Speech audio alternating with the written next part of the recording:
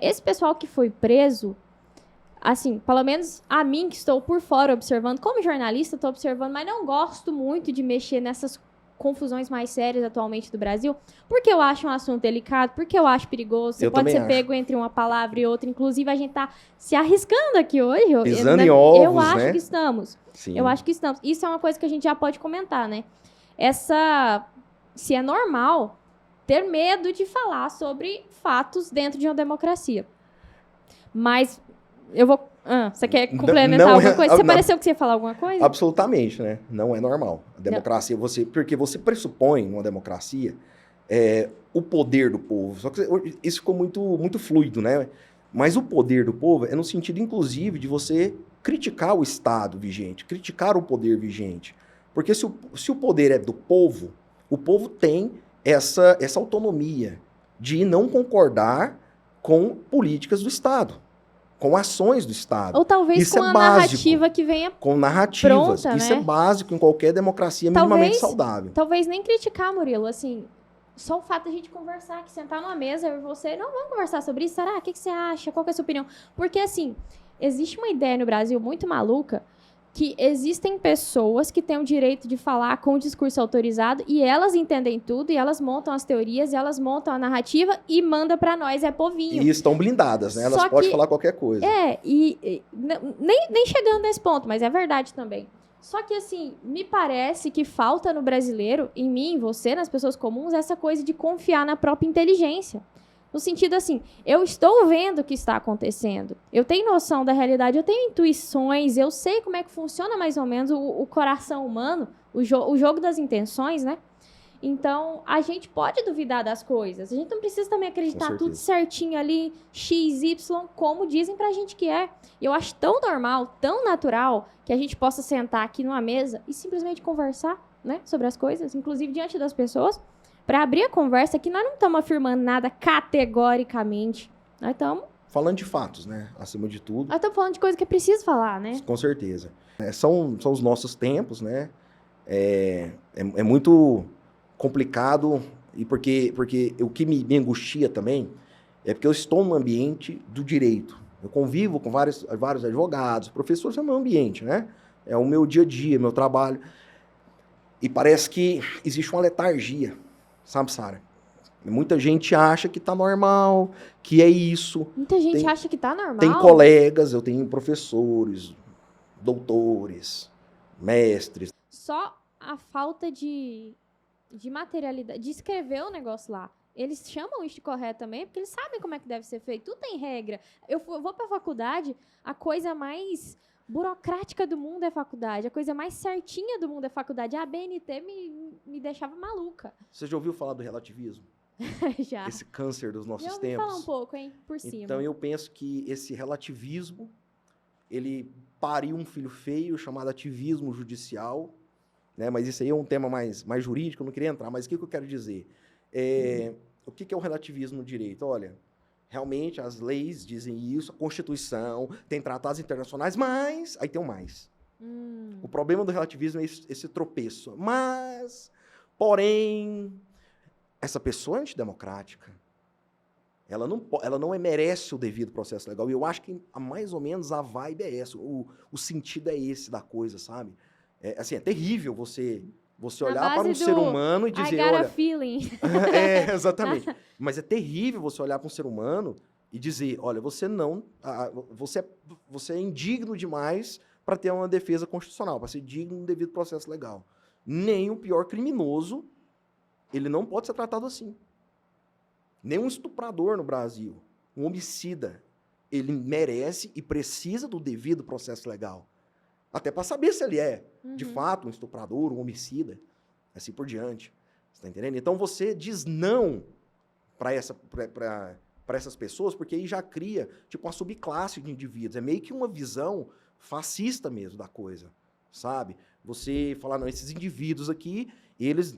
são suscetíveis às minhas ordens, quaisquer que elas sejam. Aí entra a narrativa, entra a construção, que a mídia coloca isso de goela abaixo em nós, que é como se fossem criminosos, Se você ligar qualquer televisão, qualquer noticiário, são criminosos. Eu acho que é por isso Os que muita gente não vê problema, Murilo. Os criminosos do 8 de janeiro. Tudo bem, houve a quebradeira, isso tem que ser investigado. Realmente tiveram criminosos. Agora, você dizer que 1.000 pessoas idosas, a gente estava conversando, né, antes, autista. O autista foi solto essa semana. Sobre isso. Teve pois um cara autista que estava lá, ficou 6 meses preso, parece. Aí você dizer que todos são criminosos. Não, tinha muita gente ali. Ficou todo mundo preso, Murilo? É mais de 1.000 pessoas. Aí o que eu sei... Mais de 1.000? O que eu sei dessas prisões é o que está na mídia. Sim. Aí realmente eu não... Porque quando o Renan foi solto, aí acabou. Uhum. Né? Aí você me perguntou, achei interessante a pergunta que você fez antes da gente vir por lá. Aí você me perguntou assim, por que ele foi solto? Exatamente, por que ele foi solto? Não sei. Me pergunta por que ele foi preso. Então não sei. Eu não sei por que ele foi preso e eu não sei por que ele foi solto. Entendeu? Mas não teve uma motivação, não teve uma fundamentação jurídica. Ele em nenhum momento falou, olha, o senhor Renan, que cometeu tal crime, que não tem isso, não sei qual crime que ele cometeu, está sendo solto por isso. Então nem não ficha tem. suja o seu cliente é? Não, não é. Porque não tem nada na ficha não dele. Não tem nada, né? Não consta na história, né? E eu sou testemunha ocular disso tudo. Eu falo sempre, né? Não que eu me orgulhe disso, muito pelo contrário, isso me dá pavor, isso me dá desespero de estar vendo essa ditadura acontecendo, porque eu não consigo encontrar outra palavra. Como eu disse, é um estado de exceção, é uma ditadura. Esse tipo de situações só acontecem em estado de exceção. Você negar direitos fundamentais a indivíduos, direitos fundamentais previstos na Constituição, vou rezar essa missa de novo, previsto na Constituição, previsto em tratados internacionais que o Brasil é parte, signatário. E o Tratado Internacional de Direitos Humanos no Brasil, ele está abaixo da Constituição, é um negócio muito sério. Ele está acima de toda e qualquer lei. Se tiver uma lei falando que o indivíduo não pode manifestar. Opa, peraí, a Constituição está acima dessa lei e logo abaixo tem vários tratados internacionais. Né? O Pacto de São José da Costa Rica, feito no âmbito da OEA. O Pacto de Direitos Civis e Políticos, feito no âmbito da ONU. Só para citar os dois mais famosinhos, né? Uhum. Assim, então, existe um arcabouço jurídico, Sara, imenso, que grita para o brasileiro, brasileiro, você é um indivíduo livre, que você pode emitir opinião política, você pode protestar, você pode emitir opiniões. Aí foi aquilo que a gente falou, e opinião no sentido amplo, lato sensu. Né? Se manifestar de forma artística, política, filosófica. O ser humano precisa se manifestar. O que nós estamos fazendo aqui? Estamos manifestando. Exatamente. Né? E quando você tolhe isso do indivíduo, você mata o indivíduo. Não fisicamente, mas a essência. Você desumaniza, o ânimos, né, do indivíduo, você está tirando aquele ânimos dele, a alma dele. Você desumaniza, exatamente. Porque a gente fala muito em dignidade da pessoa humana, eu acho que essa galerinha esqueceu o que é isso, né? A gente fala muito da dignidade da pessoa humana. Eu sempre falo isso em sala de aula, né? Porque o que é essa tal da dignidade da pessoa humana? Que serve para tudo, né? É o feijão com arroz, é a base do direito, né? É o feijão com arroz. Eu sempre gosto dessa analogia. Eu falo assim, será que é só o direito à vida? Porque se for só o direito à vida, você amarra uma pessoa no pé dessa mesa aqui, dá água e comida para ela. Você está garantindo o direito à vida. Mas que tipo de vida? É uma vida indigna, uma vida de sofrimento, uma vida de privação. Não é uma vida digna. Então, quando você está num país, que o país te impede de manifestar, diz que o seu pensamento político ele é criminoso, é antidemocrático, e você vai ser preso por isso, esse Estado está te matando. Ele está tirando a sua dignidade. É o que você falou, você está criando uma subclasse. Porque a gente vê manifestações de todos os sentidos no Brasil, e eu acho que tem que ter mesmo. LGBT, manifestação a favor da maconha. A gente vê isso aí direto. De todos os lados políticos. De todos os lados políticos, de todas as bandeiras. Agora, não, esse grupo não pode manifestar porque isso aqui é antidemocrático. Enfim, então é muito perigoso. Primeiro que a gente nem sabe o que é antidemocrático. Eu ia te perguntar isso agora. Quem define, qual é a definição correta que vocês têm por aí no direito, nos especialistas do que é democrático ou não? Ótima pergunta. A definição sobre o que é um ato antidemocrático, não sei. Porque é qualquer coisa, Sara. Essa conversa que nós estamos tendo aqui, amanhã, não, isso aqui é antidemocrático. Vocês estão falando sobre política, amanhã falar sobre política pode ser algo antidemocrático. Então é o que eu estava falando, é muito fluido. É um conceito que não é um conceito, né? Porque o conceito ele parte de um pressuposto lógico, pressuposto racional, né? De elementos. Nós não temos isso. Sabe o que tá me lembrando? É o que o rei, é o que o juiz entender que é. Então, a melhor definição de ato democrático no Brasil seria isso. Porque era muito fácil. Falar assim, não, é um ato atentatório à democracia. É um ato atentatório ao Estado Democrático de Direito. Aí foi o que a gente estava conversando. O que, na minha percepção, o que é falar o Estado de Direito brasileiro? O Estado brasileiro está sendo ameaçado. O que é uma ameaça ao Estado de Direito? É um grupo armado, terrorista, com tanque de guerra, sequestrando pessoas, sequestrando líderes políticos, você está entendendo? Matando esses líderes, perseguindo, enfim, destruindo prédios públicos. Aí você vai ter uma ameaça real ao Igual Estado. a gente já teve alguns episódios na história do Brasil, né? Ah, não, mas isso aí é democracia. Isso aí que você está falando, nessa época aí é democracia. Não, Nessa mas época a gente pode. não foi... Mas teve alguns episódios, né, do pessoal pegar em armas mesmo e tentar fazer alguma coisa. Não, pois é, aí muda, né? Porque é isso que eu tô falando. A minha piada é sobre isso mesmo. Uhum. Porque antigamente, bem antes, né? Entendi. Lá para a década de 60, quando tinha esses grupos, o argumento que a gente aprende na escola é que essa galera estava lutando pela democracia. Não era para derrubar um Estado vigente. E eram grupos armados. Eram grupos com formação, isso aí, tem documentos Agora que eu fui da sacar o que KGB. você tá falando. Exatamente. Agora que eu fui... Tem documentos da KGB que comprovam que existe uma organização pensada, né, para que fosse tomado o poder no Sabe o que Brasil. eu descobri? O tradutor pessoal do Jânio Quadros era um agente da KGB. Mas tem. Escutando o presidente ali, ó, 24 horas por dia. Tá vendo? Pensa? Então Diretinho nessa da União época Soviética. aí, qual que é o peixe que nos é vendido? Aí isso aí é democracia. Eles lutaram pela democracia brasileira. Você tá entendendo? E aí, de fato, eram grupos armados que queriam derrubar o Estado. Só que agora não tem isso, tem velhinhas, tem autistas, tem trabalhadores, crianças. Crianças foram detidas no dia 8 de janeiro. Foram. Eu não sabia disso. Foram enviados lá para aquele... É tipo um estádio lá, uma quadra, né? Eu vou ter que falar de ativismo. Tá. Na Fala democracia... com cuidado se você não, tiver... Não, mas aí é tranquilo. Porque a nossa, quando a gente fala, democracia, esse tema já... Mas enfim. Então, demo, que é povo, kratos, poder. Que é o poder do povo. Certo. Né? Essa noção basilar, básica mesmo, o grosso, veio da Grécia. É uma visão grega. E na Grécia, foi lá também que começou essa questão da lei, né, de você escrever a norma. Já tinha antes em outras sociedades, mas essa visão de que o poder emana do povo, né, que o poder vem do povo, e a lei é a manifestação desse poder, isso é um conceito grego, basicamente. Né? Então, veja bem, se a lei é a vontade do povo, a lei escrita, e de fato é, porque, veja bem, você vota em alguém para deputado federal. Por quê? Porque aquela pessoa, por exemplo, você é pró-vida, você é contra o aborto, né? Então você vai votar num candidato que também defende esses ideais. É o mais natural. Se né? chegar lá na frente e ele virar casaca, não, agora eu sou abortista, você vai pular dessa altura, você vai xingá-lo absurdamente, né? E você não vai mais votar nele. Existe um controle, que é um controle perfeito, um controle social, e o povo. Aí, quando o poder funciona, é assim, falou, opa, eu nunca mais voto nesse cara porque ele me traiu. Eu votei nele por isso, isso e isso, e ele não cumpriu o que ele disse. Ele não vai mais fazer lei, porque a lei que ele está fazendo, eu não concordo. Eu que tinha que estar lá, eu como povo, com esse poder, né? Porque a minha vontade é a lei. Você entendeu? Que é um mecanismo muito interessante. Isso na teoria, né? Nós estamos falando de teoria. Esse mecanismo é na teoria. Beleza. O que é o ativismo judicial? Aí a lei está lá. A lei chega para o juiz. Certo. Quem que fez a lei? O povo. Mediante Os representantes. Não, mas é o povo. Os parlamentares são meros representantes. Certo. O povo que fez a lei. Tecnicamente falando, né? Mediante. É uma representação, indiretamente, óbvio, mas no frigir dos ovos, está a vontade popular ali. O que o juiz fala? Peraí, não concordo com essa lei, não entendo assim, eu vou aplicar conforme o meu entendimento, que é contrário à lei, afasta a lei. Estou falando de forma bem light, a grosso modo. Então, só que isso, você ferra com a democracia, você destrói o conceito de democracia.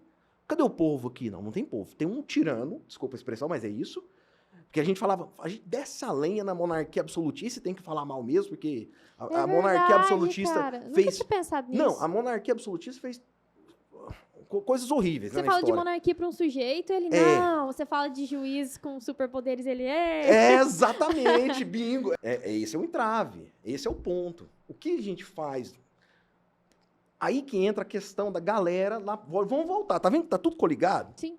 Vamos voltar lá para a porta do quartel. A galera, né, pedindo a intervenção militar, por quê? Com base, você pergunta, mas qual que é a resposta? O 142, para aquela galera, era uma resposta. Entendi. Uma intervenção militar para organizar a casa, reestruturar esses poderes, né? Aí não sei como que seria essa intervenção, enfim. Mas está na Constituição. Então quer dizer que faz parte da democracia nacional. Olha aqui, eu não vou emitir opinião, mas uma interpretação literal do artigo 142 está falando que as Forças Armadas, ela não vou falar moderador, mas ela que vai sustentar esse equilíbrio entre os poderes.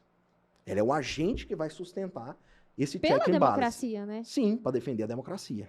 Você tá entendendo? Isso está escrito. Não estou falando nada, não estou defendendo golpe, eu estou falando o que está escrito, tá? Porque você tem que se explicar tudo, né? Mas enfim. Vai ter que prender a Constituição, tem que pôr ela atrás das grades, tá? Não é que é uma interpretação correta, é isso, aí entra na pluralidade de pensamento, na pluralidade de ideias. Não é uma interpretação que é a única que se tem, não é que ela é a correta, mas é uma interpretação possível. Então, aquelas pessoas, insisto, foram presas porque estavam defendendo o direito de se manifestar politicamente, de se manifestar juridicamente, né? Porque era o entendimento que elas tinham sobre o artigo 142. Sim. Então, elas foram presas exercendo direitos. Não estou falando da quebradeira. A quebradeira tem que ser investigada, tem que ser punida. E eu acho interessante que essa galerinha que fala... a quebradeira vai ser quantos menos? Mas peraí. Não, agora esse negócio da quebradeira é interessante. Pois é, quantas pessoas fizeram aquela quebradeira? Menos, poucas. Porque eu não acho que a velhinha de 93 anos tá lá, nem o quebrar autista, esse vidro, né? Aqui. Nem o autista ia fazer uma maldade dessa, né?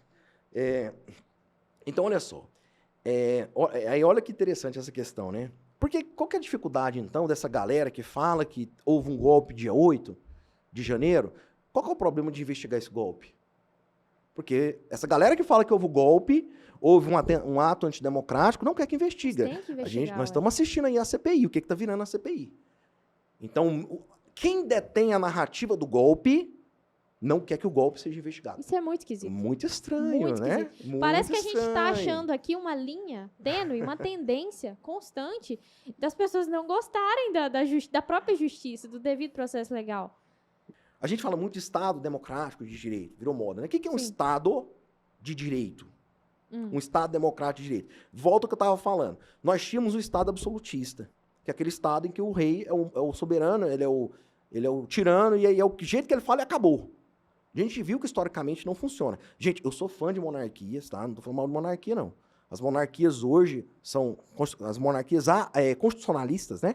Que tem uma constituição por trás delas, elas funcionam. A monarquia do Vaticano? É só país ruim, sabe? É tipo Dinamarca, sabe? Canadá, Japão. Mônaco. É só país ruim que é monarquia, né?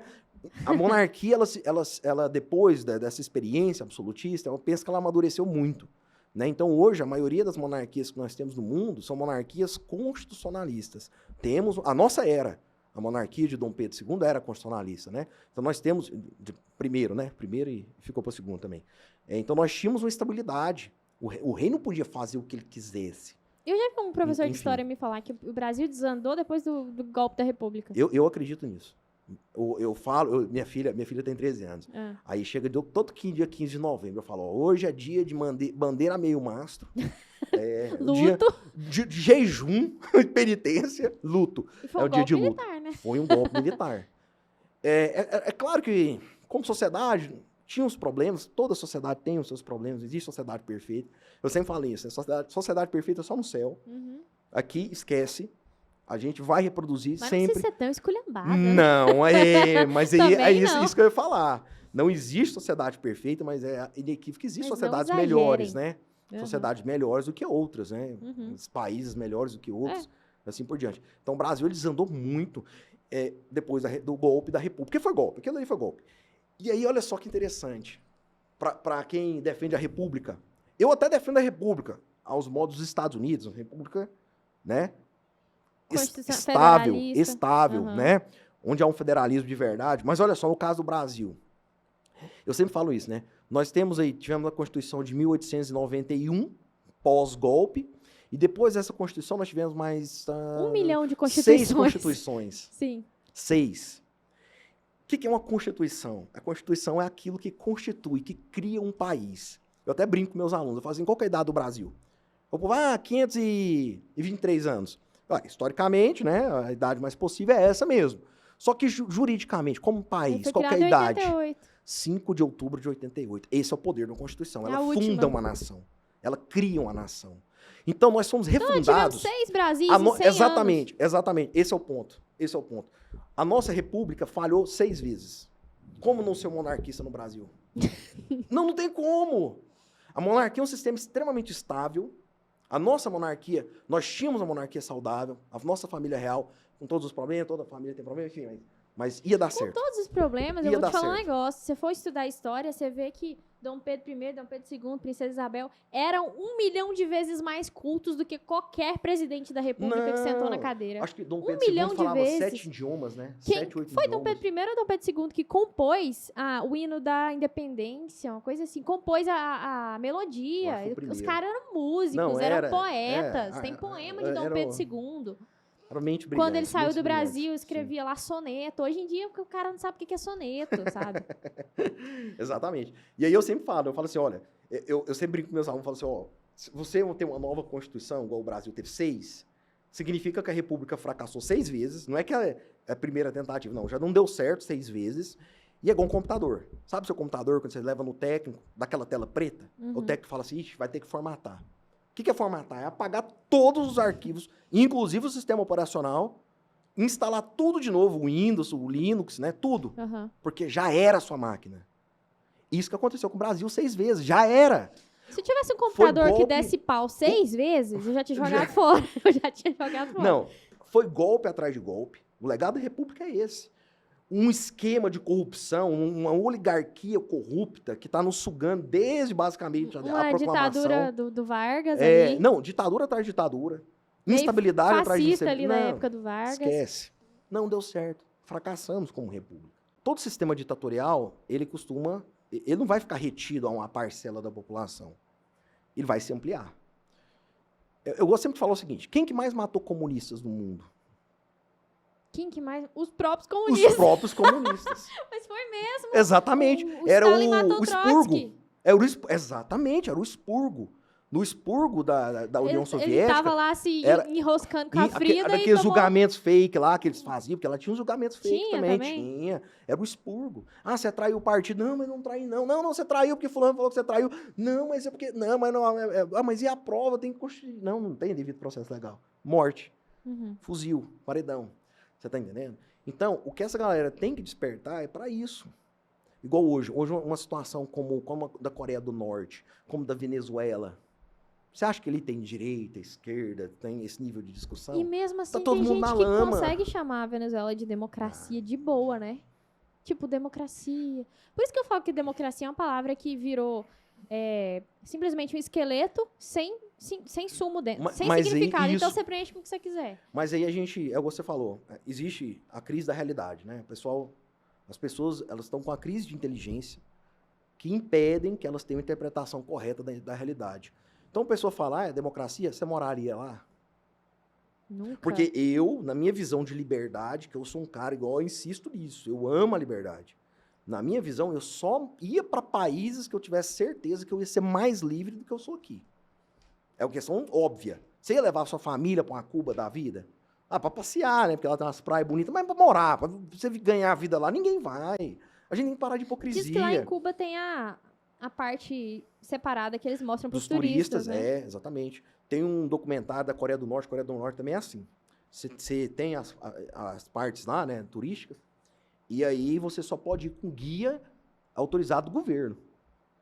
Entendeu? Você só sai do hotel se estiver na presença do guia.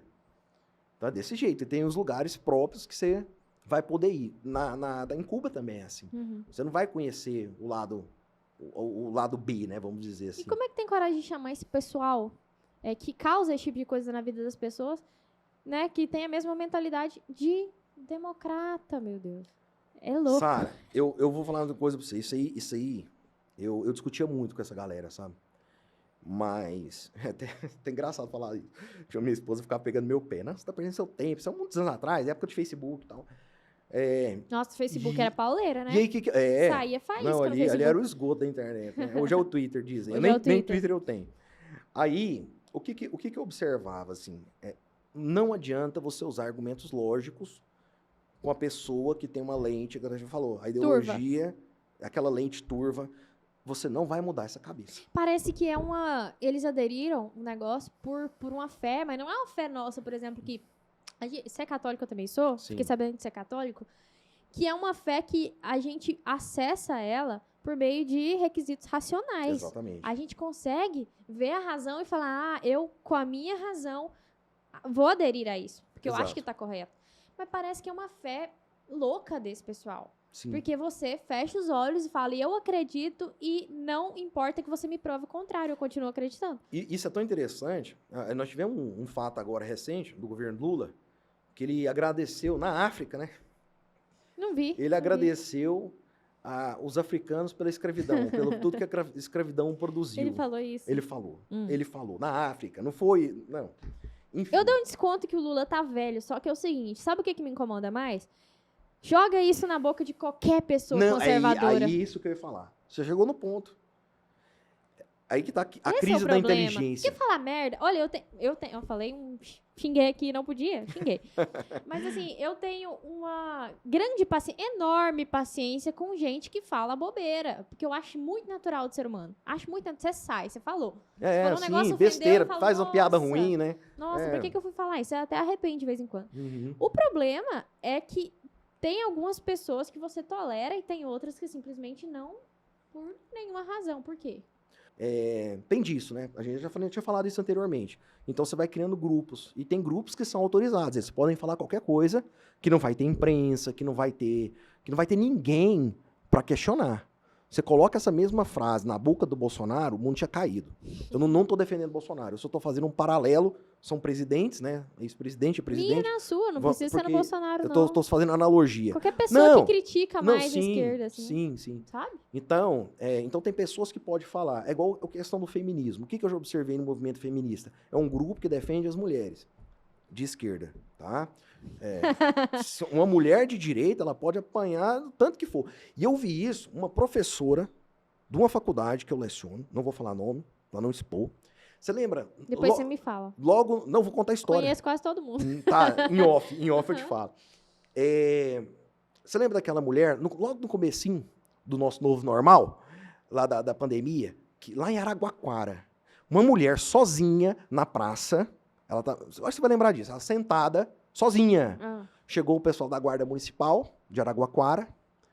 Você não pode ficar aquela época do fecha tudo, lockdown, você não pode. E ela começou a falar, não, eu posso, eu vou ficar.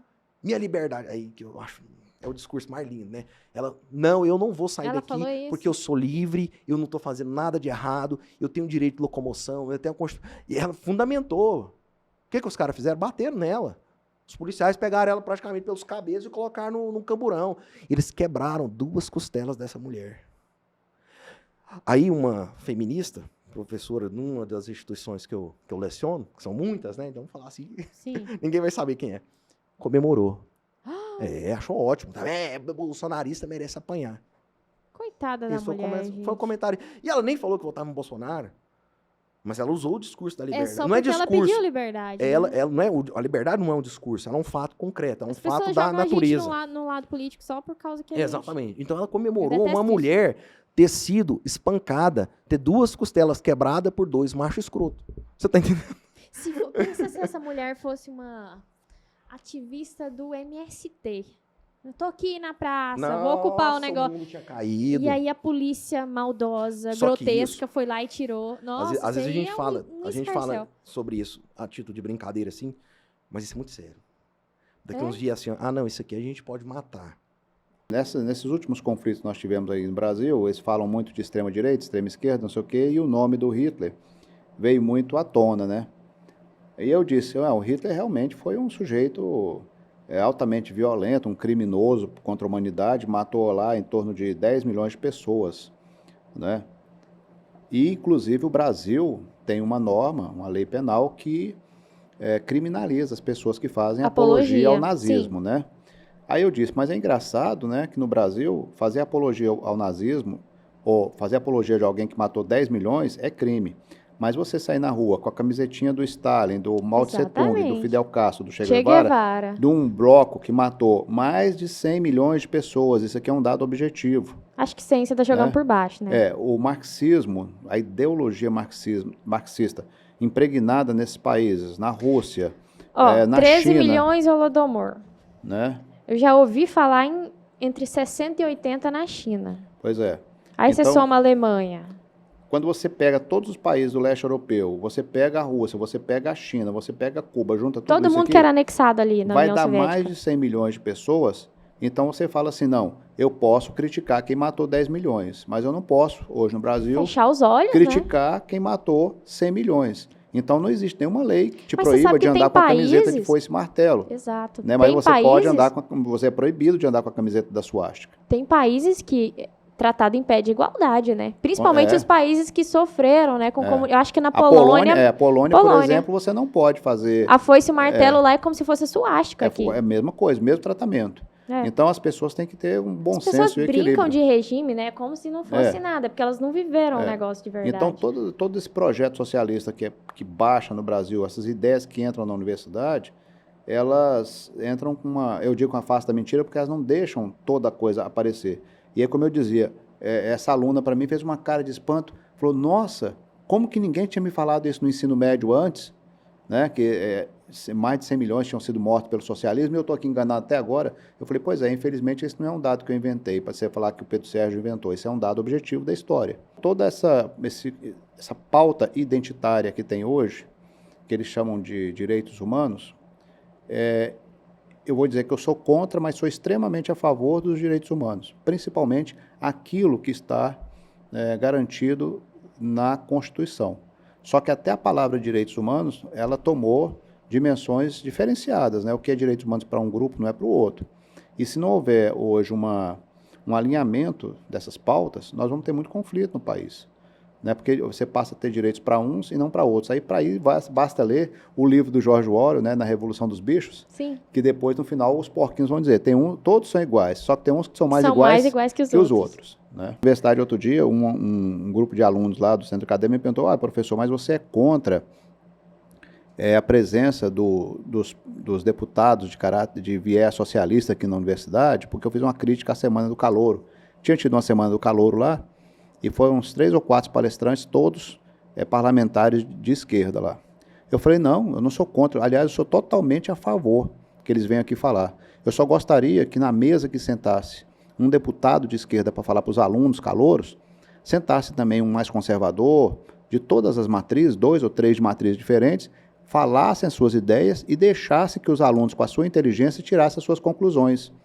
O que eu sou contra aqui na universidade é esse viés em que só se coloca uma única linha de pensamento. Uma via única. Não é? Isso vale para questões de ideologia política, isso vale para as questões da fé.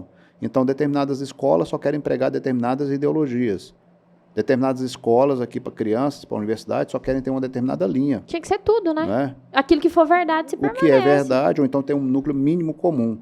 Mas não, as minhas verdades do meu grupo ideológico eu posso pôr, a sua não, você não pode apresentar. É como a história do parlamento. Né? O deputado não pode tratar certos assuntos porque ele é da bancada religiosa. Mas que história é essa? Ele não foi eleito pelo Ele não povo? representa um povo religioso, Exatamente. então ele tem o direito de falar. Então essa É forma como de... se a religião, algumas apenas, fossem um negócio feio mesmo, proibido, politicamente incorreto, igual você falou. Mas aqui, assim, a maior parte do cristianismo é tido como politicamente correto. Outras religiões nem tanto, porque, inclusive, pela reforma que estão colocando na educação, né, alguns grupos de identidade religiosa estão priorizando. Por exemplo, as religiões de matriz africana hoje são prioridade no material escolar das crianças, de maneira transversal. Mas o cristianismo não é. Uhum. Né? Então, há de se pensar isso.